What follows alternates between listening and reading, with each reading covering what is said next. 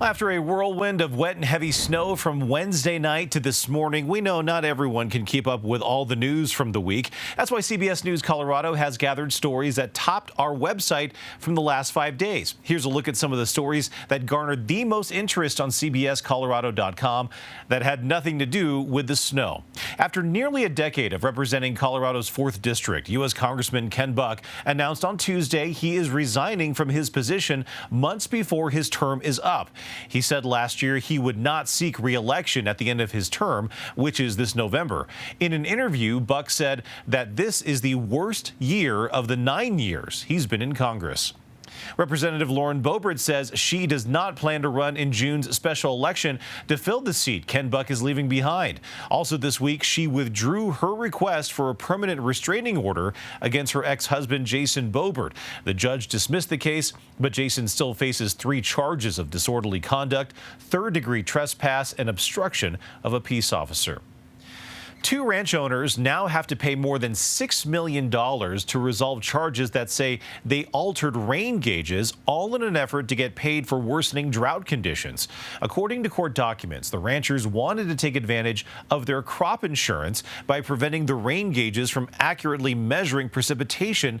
They did that by drilling holes in rain collectors and placing pie tins on top of gauges during rainstorms. Between the 2 ranch owners, they have to pay back $6.6 million in restitution and settlements. Questions of public health and safety are being weighed against plans to connect trails in Jefferson County. Groups have filed a suit trying to stop construction near the former Rocky Flats nuclear weapons facility. It's all part of the Greenway Project, a joint venture by the Federal Highway Administration and Fish and Wildlife. Included is building a pedestrian bridge connecting trails on the Rocky Flats Refuge and the Westminster open space. But this lawsuit says developing that former nuclear site could expose nearby communities to dangerous levels of radioactive substances.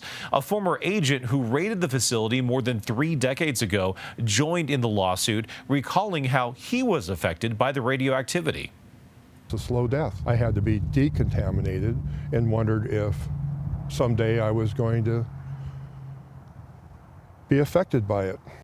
Still, though, one neighbor we caught up with as well, a former physicist, says he's not worried. Picture is that when you actually do the calculations, the contributions for plutonium are tiny, tiny in comparison to all the other naturally occurring radioisotopes. Westminster City Council held a public meeting, a public comment on the project. We'll have more information on our website. And a Parker wedding photographer accused of scamming couples and fellow photographers out of thousands of dollars has pled guilty to theft. CBS Colorado first told you about Suzanne Neville back in 2021. Now, your reporter in Douglas County, Olivia Young, has the latest from her victims.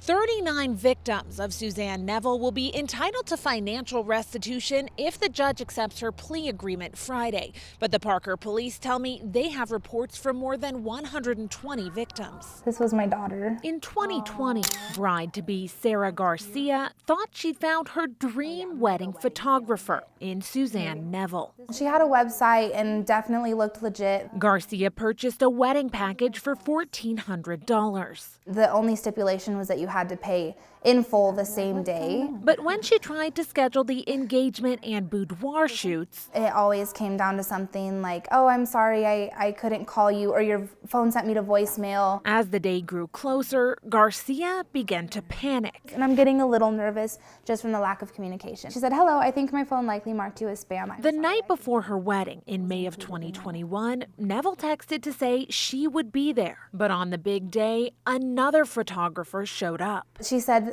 someone was in the hospital with COVID or something like that Suzanne had told her. Garcia shook off the disappointment and enjoyed her wedding. But Neville never paid that photographer. In order to get her photos, Garcia had to pay them $1,200. So this was our first look. Only after repeated threats of legal action did Neville return most of Garcia's money.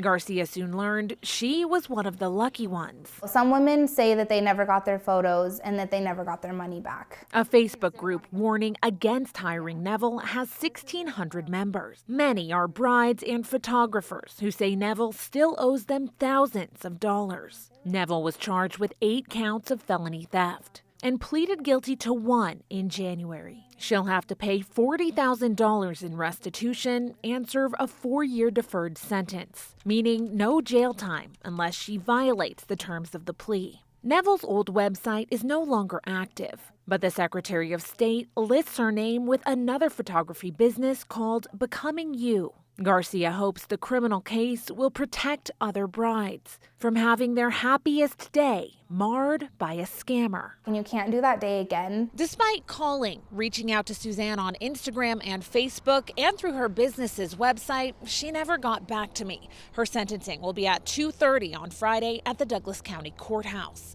In Douglas County, I'm Olivia Young, covering Colorado First. For more in-depth look of these stories and the rest of the news you may have missed this week, you can visit our website at cbscolorado.com.